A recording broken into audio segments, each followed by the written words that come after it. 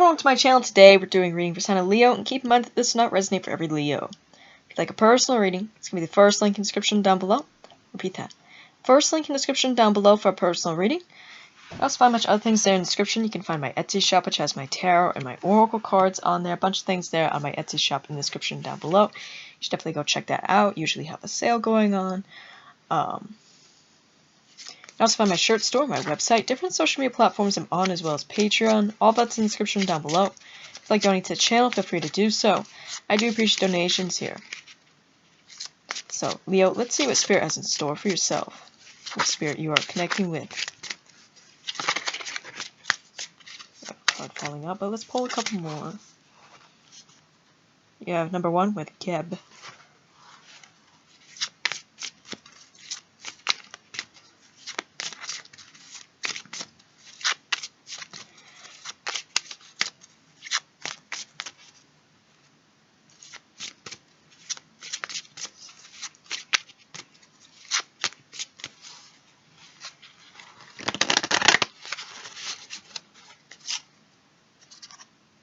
Number 3 with Sekhmet.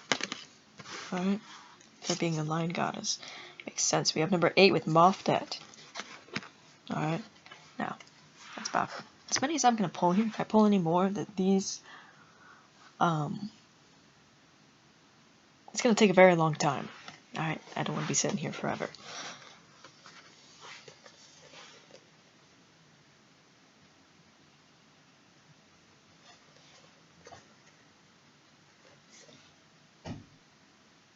Okay.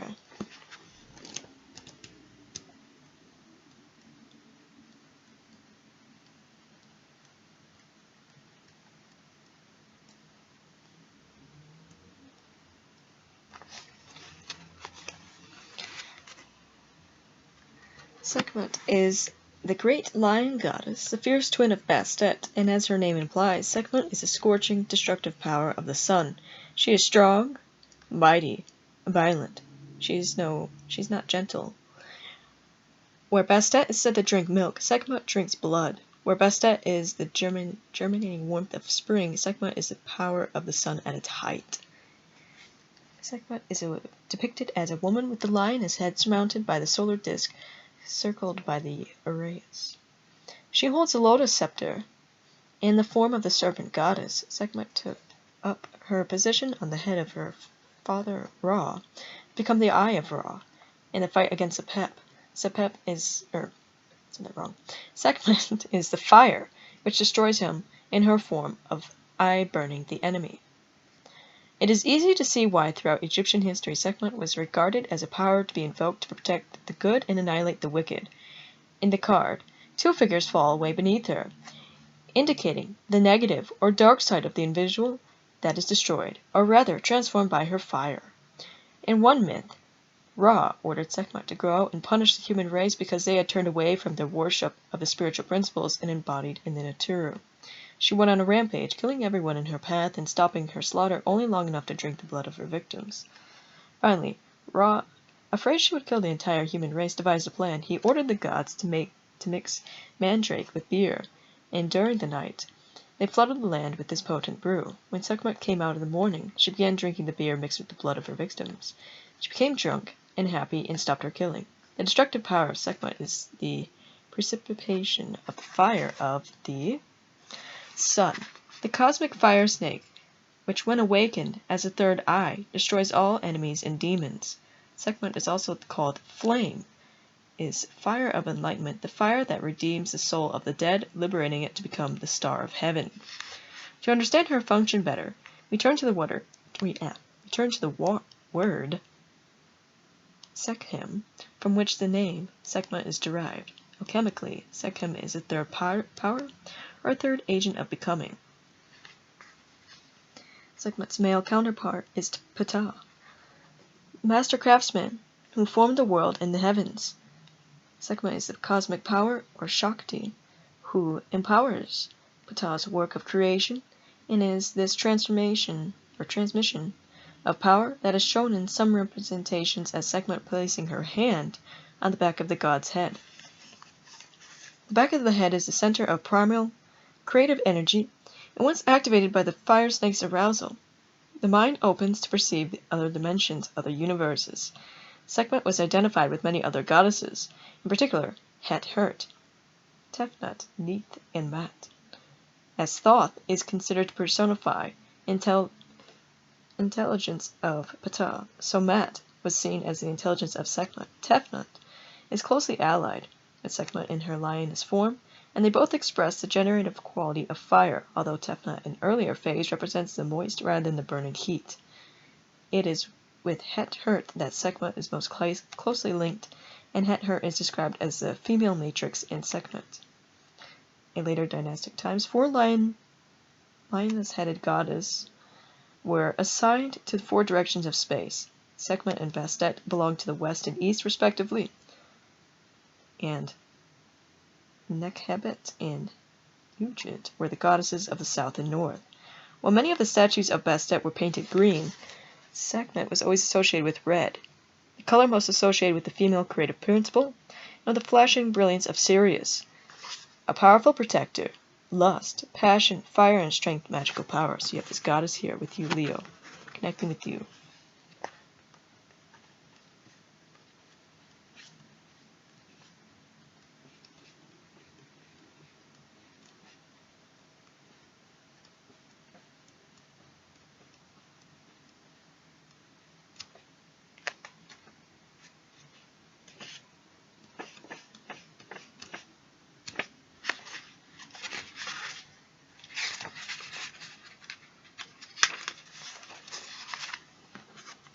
So you have Mafdet, she who sees clearly. As Mat represents cosmic law and the sacred order of the universe, so Mafdet personifies law on earth, the authorities who try and judge the defendant and who exact punishment when the individual is found guilty of a crime. She too is found in the scenes of the Judgment Hall. The animal associated with Mafdet is the lynx, an animal of the cat family recognized by its tufted ears. The meaning of Mafdet's name derives from the cat's well-known ability to see in the dark. In this card, a lynx is shown running up the execution pole behind the figure of the goddess. This pole, which is curved at the top with a projecting blade, and which struck fear into the hearts of evildoers, was also called Mafdet. The background is vivid blood red. Although merciless to the wicked, the lynx Mafdet was a friend of the dead in Amanta, warding off the attacks of serpents who would try to destroy them. In the Book of the Dead, she helps Serket and Mat overthrow Apep and Duat. The double-hafted spear of Horus in his battle against Apep is likened to her sharp claws. Here she is shown raising a sword to execute 2 prisoners who, like Apep, have been found with fetters by the goddess Serket. It says justice, punishment, paying for some wrong done, and imposed discipline of an earthly or spiritual nature. Look at this. Leo, these goddesses are connecting to you for a reason, and what that is because, like, there's justice here for some wrongdoing. Someone who may have done you wrong. Alright. The evildoers. And now there's justice. Okay? They're exacting justice here. Now it feels like in a bunch of different forms here. Because we have the shadows here. We have the wicked being purged, being cleansed here. Alright, I'm talking about shadows as well, like shadow spirits, as well as those who were in flesh.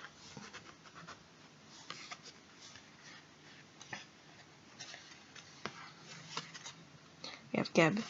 Geb is the netter of the earth. He is the planet Earth, and in this, there is a reversal in that many other traditions, the earth is considered female. The surface of the planet and the earth beneath are the flesh of Geb, and all the trees and plants of vegetation are a part of him, bearing food for his descendants in the human race. The name Geb is derived from the name of a goose, the bird with which he is always associated with. This netter is usually shown as a human wearing the white crown of the south, and is often accompanied by a goose, for this bird plays a special role in the story of the Earth's formation. In the form of a goose, Geb went into the primeval hills formed in the formless chaos, and standing there alone, he laid an egg. From this egg, the sun emerged. The power of Ra, the Syrian energy, was born through Ra, as the sun was a child of the earth. The 4 geese in this card refer to the number of the earth in materialization. In many illustrations, Geb is shown being torn from his embrace with Nut, the goddess of space, by Shu, the air. As Geb falls from the starry body of Nut, he rolls into a ball, which becomes the planet Earth, in their myths and symbols. The ancient Egyptians described the formation of the solar system as transmission of stellar energies that manifested as the earth, the sky, the sun. The principles behind these elements are personified, like Shu and Atum before him. Geb becomes the father of gods. The sacred fire of life, the creative energy, which streaming through Atum, divides into two aspects in Shu and Tefnut, and becomes incorporated into the earth as Geb. The worship of Geb is pre-dynastic, and he was worshipped as the tribal chief of the company of the gods at Heliopolis, where the work of creation began. It was through Geb's union with Nut that Asur, Aset, Nebhet, Heru, and Seth were brought into being to complete the family of the sun. After Geb's separation from Nut, he was forced to live independently of her, as the earth solidified in space. But he is always reaching up to the sky, his erect phallus perpetually seeking his lover. This phallic symbolism, common to the Egyptians and to all ancient cultures, represented not only the power of procreation, but also transmission and reception of far more subtle energies.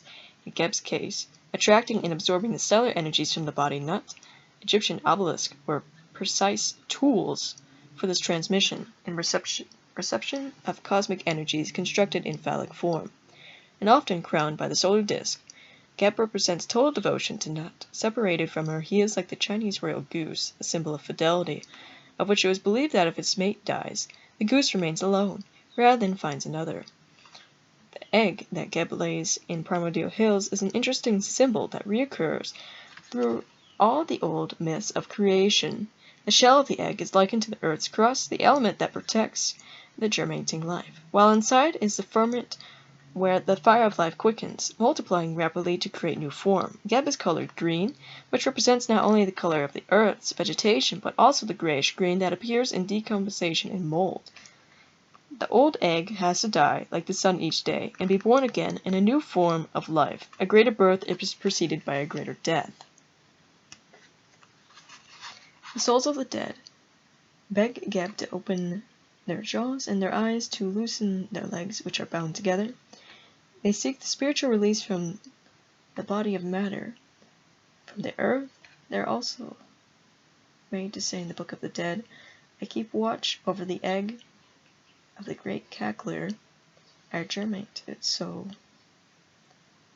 As I liveth, my breath is its breath.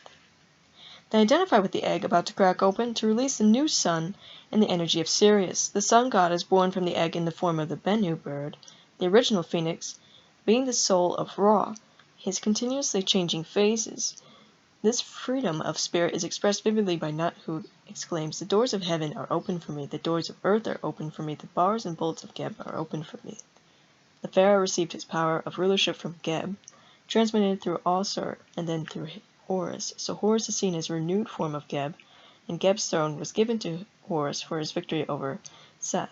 As a child of Aset, Horus inherits the earth to rule, for Aset animates the creatures and vegetations on earth, providing for all, as Geb provides for the souls in the Dua, giving them food and guiding them and protecting them on their journey.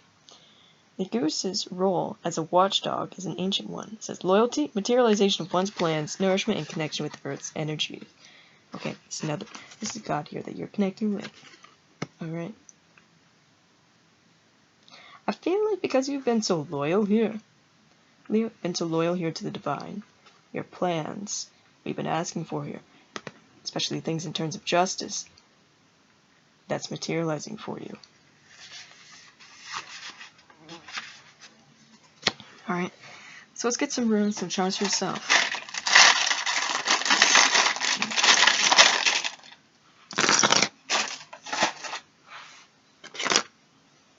We have these two dragon lovers, one being water, one being fire. That can represent you and your lover right now, or that in the future. We have Horus. We have Hathor. We have Ra. You have the sun beetle, which you connect to, so you're connected with the sun here, Leo. That being your ruling planet. We have Thoth. Yeah, Virgo, so you get those placements, one around you. You have the Raven. The Raven represents magic. You have a big breakthrough happening for you, Leo. You're having prosperity. You're having material abundance here, material wealth, properties. That's what's opening up for you as well, Leo. So, that's all I have for you. And like I said, first link in the description down below for personal reading. Also go to my Etsy shop. Go in there, go buy something. Really appreciate that. And if you want to see more content, don't forget to subscribe. Bye, guys.